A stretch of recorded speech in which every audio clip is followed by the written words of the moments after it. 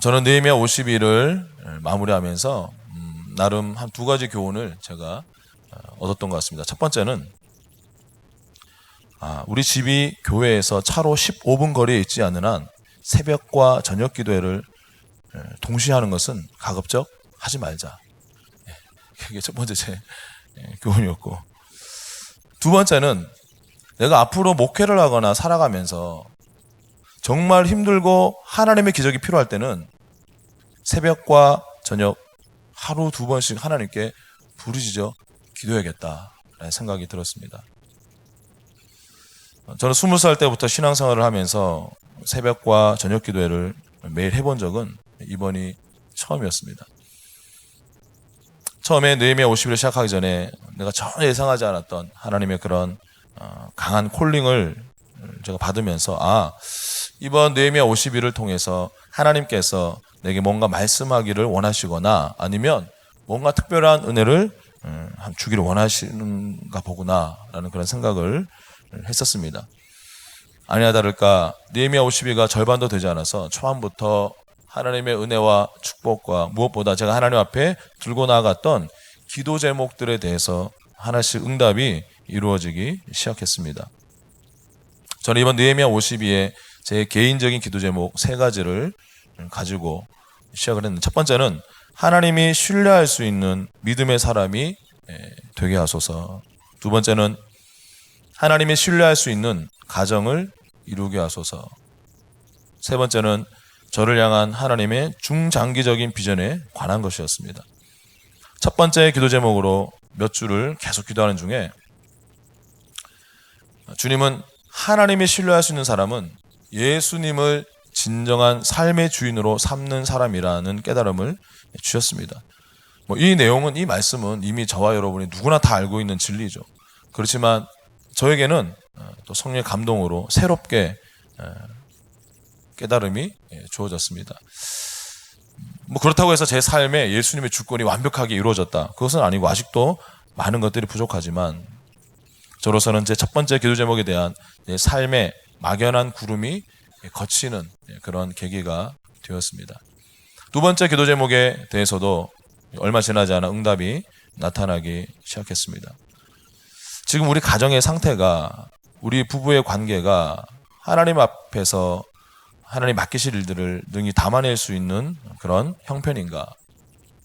이것은 여전히 앞으로의 비전과 사역에 중점을 둔 저의 관점이었는데, 제 아내의 관점은 훨씬 더 관계 그 자체에 초점이 맞춰져 있었습니다. 저는 하나님의 비전을 함께 이루기 위해서는 건강한 가정과 관계와 그리고 하나됨이 있어야 된다고 생각을 했는데, 아내는 사랑과 마음을 깊이 나눌 수 있는 건강한 관계를 위해서라면, 필요하다면 사역이 조정이 되어야 된다라고 생각을 했습니다. 이 둘 다가 비슷한 얘기인 것 같은데 자세히 들여다보면 엄청난 차이가 있습니다. 이것에 대해 더 자세한 사항을 알기 원하시는 남편, 아버지들께서는 이번 꿈의 6기 아버지 학교에 꼭 신청해 주시기 바랍니다. 여하튼 저의 두 번째 기도 제목에 대해 하나님이 저에게 저의 자존심을 내려놓고 아내에게 무릎을 꿇고 용서를 구하라는 감동을 주셨습니다. 저는 하나님께서 뭘 원하시는지 감은 대충 잡았지만 당장 실천하기가 쉬운 일이 아니었습니다. 그러다가 쉬는 어느 월요일 오후에 아내와 대화를 하다가 계속 대화를 하는데, 대화는 계속 1시간이고 넘어서 되는데 똑같이 서로 평행선을 달리는, 전혀 좁혀지지 않는 그런 대화를 하는 때가 한번 있었습니다. 그때 그 중간에 제 마음속에 하나님께서 저에게 주신 말씀이 생각이 났습니다. 이거 어떡할까? 한 몇 분을 고민하다가 결혼 14년 차에 처음으로 아내에게 무릎을 꿇고, 그날 대화했던 내용 중에 제가 이제 용서를 구했고, 우리 여성분들은 항상 얘기를 하면 그것만 가지고 얘기하는 게 아니라 처음부터 했던 건 다 끌어서 얘기하잖아요. 저는 그래서 이제 그것까지도 일단은 제가 미안하다고 하고 서로 위해 기도하면서 아주 은혜롭게 대화가 마무리되는 그날 일이 한번 있었습니다. 근데 저는 그날의 그 일이 제 두 번째 기도 제목에 대한 하나님의 1차적인 간섭하심과 응답이 되었습니다. 시간이 흘러서 느헤미야 50이 후반부로 접어들었습니다.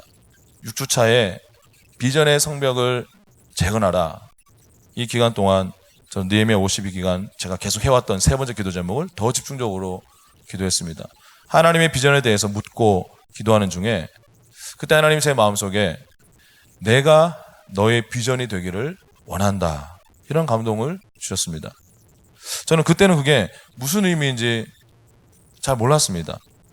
느닷없이 예수님을 나의 비전으로 삼으라는 이 음성이 저에게는 너무도 추상적이고 너무나 범위가 커서 그냥 기도하면서 제가 그냥 이런 말씀인가 보다 하고 제가 스스로 한번 그거를 정리를 했었습니다.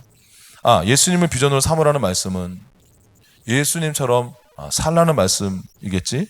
그러면 예수님은 무엇을 가장 열심히 하셨을까? 그래, 영혼 구원을 가장 열심히 하신 분이야. 그래, 그럼 나도 정말 최대한 많은 영혼을 구원하고 또 그 다음 세대까지 복음을 전수할 수 있는 사역의 방향을 내 비전으로 삼아야겠다. 이렇게 정리를 했습니다.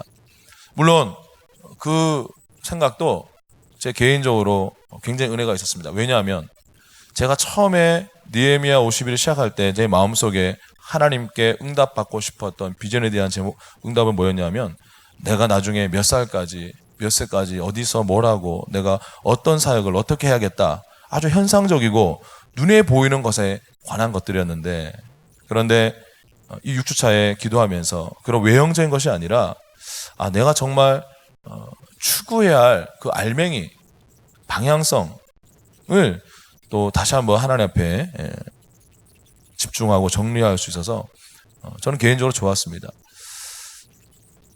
마침내 느헤미야 51을 2일 앞두고 조금만 견디면 저녁 기도회로부터 이제 자유다라는 기대와 소망이 점점 커졌습니다. 그러면서 느헤미야 52 기간 동안 제가 중보기도 하기로 마음먹었던 우리 그룹들 그분들 내가 좀 밀린 중보기도 마저 다 하고 교회와 사역을 위한 기도들로 마지막까지 내가 은혜롭게 불태워야겠다라고 생각을 했습니다. 그런 와중에 지난주 화요일 느헤미야 52를 마치기 하루를 앞두고 밤늦게까지 아내와 긴 대화를 나누게 되었습니다. 왜냐하면 이제 저하고 아내가 각자 하나님 기도하고 함께 나누자고 했던 어떤 내용이 하나 있었습니다. 근데 그런 대화를 길게 하다가 중간에 대뜸 아내가 저에게 이렇게 물었습니다.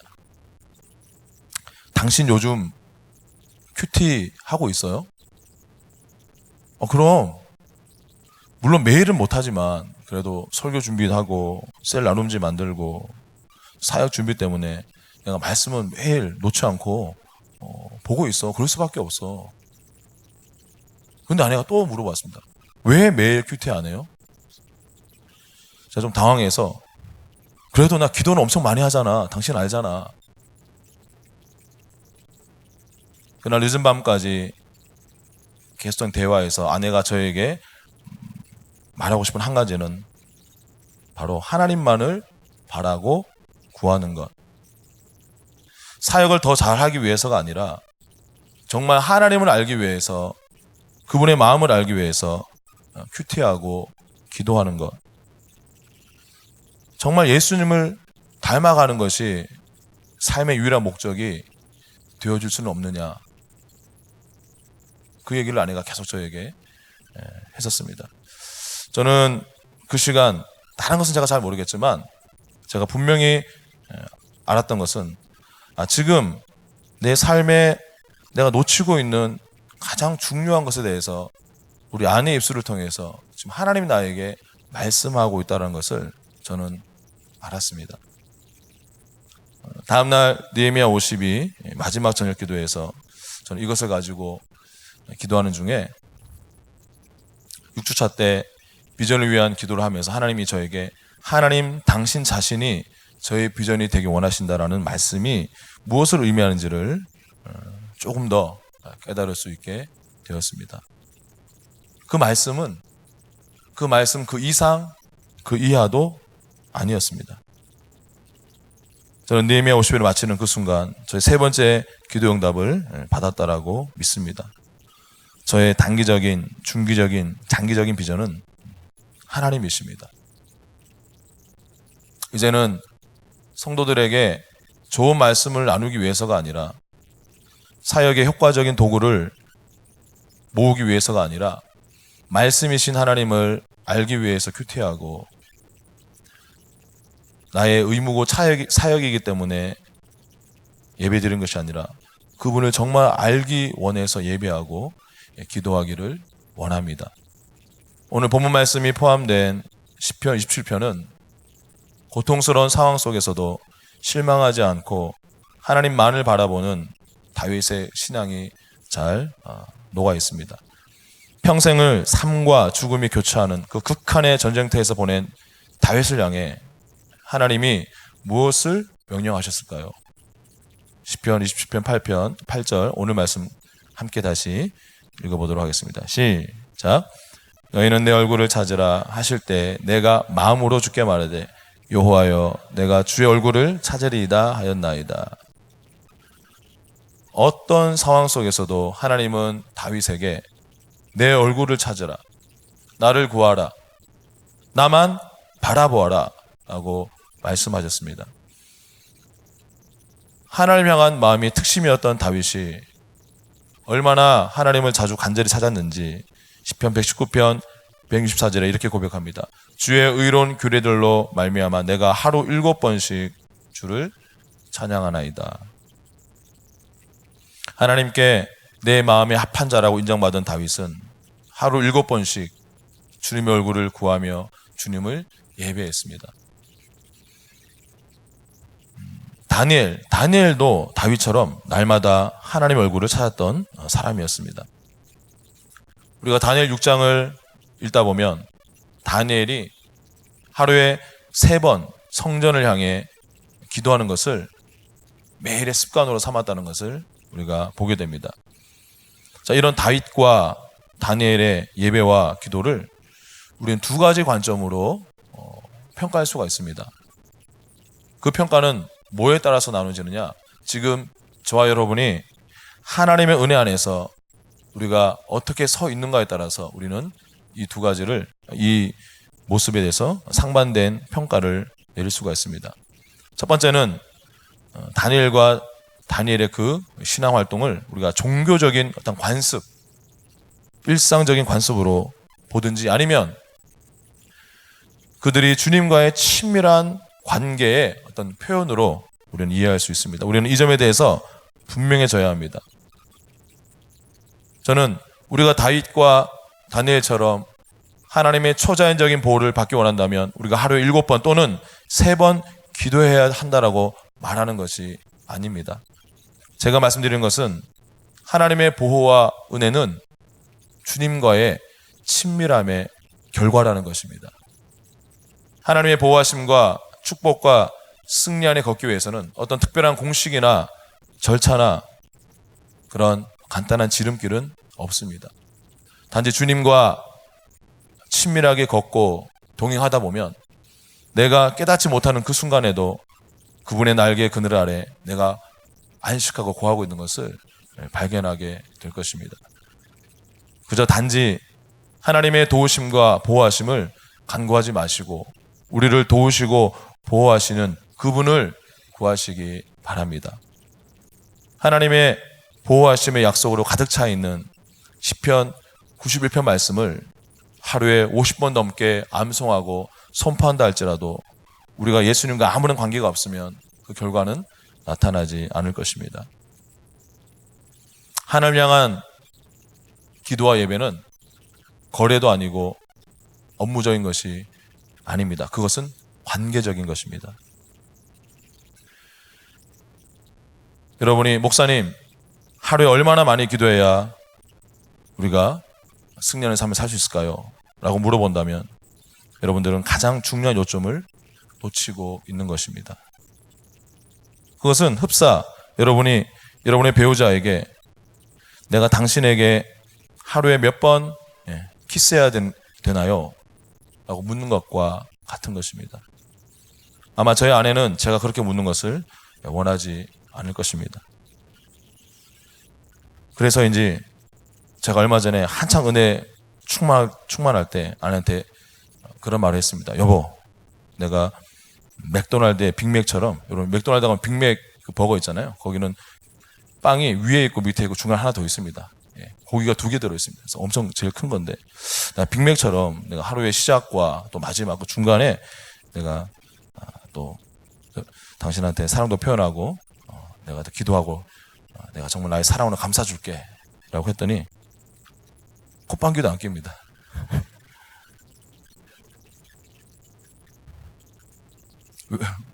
왜냐면 우리 아내는 본질을 알고 있었거든요. 관계는 마음에서 나오는 것입니다. 제가 공대 출신이라서 저는 그런 게 약해요. 저는 사랑한다 그러면 내가 뭘 좀 해줘야 되고 뭐 해줘야 되고 이만큼 해줘야 되고 이런 걸 늘 생각하는데 여성분들은 안 그렇더라고요. 전혀 안 그렇더라고요. 그것은 공식이나 규칙이나 어떤 정해진 알고리즘으로 되는 것이 아닙니다. 배우자에게 키스하는 것은 그를 사랑하기 때문입니다. 그것은 의무가 아니고 특권이고 기쁨입니다. 마찬가지로 저는 저와 여러분이 하나님과의 관계를 기계화하지 않기를 바랍니다. 매일 우리는 우리를 향한 하나님의 사랑을 묵상하거나 묵상하지 않거나 선택할 수 있습니다. 다윗은 하루 7번 하나님의 사랑 묵상하기로 선택을 한 것이고, 다니엘은 하루에 3번 그렇게 하겠다 선택한 것입니다. 그 사랑이 너무 벅차고 너무 감사하고 감당이 안 돼서 내가 이렇게라도 해야겠다, 그렇게 된 것입니다. 하나님과 우리 사이의 예배, 말씀, 기도가 메마르고 건조한 그런 공식이 되지 않아야겠습니다. 다니엘과 다윗에게 있었던 것은 주님과의 친밀한 관계였습니다. 저는 저와 여러분도 바로 그것을 가지기를 축복합니다. 다니엘 6장 10절은 다니엘이 그의 매일의 기도 가운데 항상 하나님께 감사를 드렸다라고 말씀합니다. 다니엘이 이 조서에 왕의 도장이 찍힌 것을 알고도 자기 집에 들어가서는 윗방에 올라가 예루살렘으로 향한 창문을 열고 전에 하던 대로 하루 3번씩 무릎을 꿇고 기도하며 그의 하나님께 감사하였더라. 우리 마음속에 주님을 향한 감사를 가지고 살아가는 것은 굉장히 중요하고 좋은 것입니다. 날마다 하나님께서 우리가 깨닫지 못하는 그 순간에라도 얼마나 우리를 많이 천군 천사 보내셔서 보호하고 계신지 우리는 깨닫지 못할 때가 너무도 많습니다. 우리를 향한 그분의 사랑에 대해서 감사합시다. 그분을 찬양하고 날마다 우리 마음을 그분을 향해서 우리가 확정하고 세팅합시다. 예수님의 보혈을 통해서 우리가 얼마나 하나님과 가깝게 되었는지, 우리가 얼마나 사랑받고 있는지를 의식합시다. 오직 우리의 모든 것 되시는 좋으신 하나님만을 나의 최고의 비전으로 삼으시고 그분의 날개 그늘 안에서 오는 보호와 축복을 누리시는 저와 여러분 되시기를 주의 이름으로 축원드립니다.